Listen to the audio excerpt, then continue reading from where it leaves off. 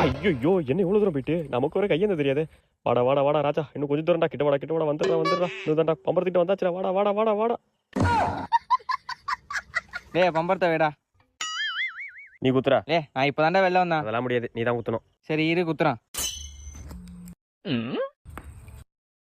அதான் உயிரடி அடிச்சல, அப்புறம் நான் எடுத்துருப்பேன். நீ குத்துறா.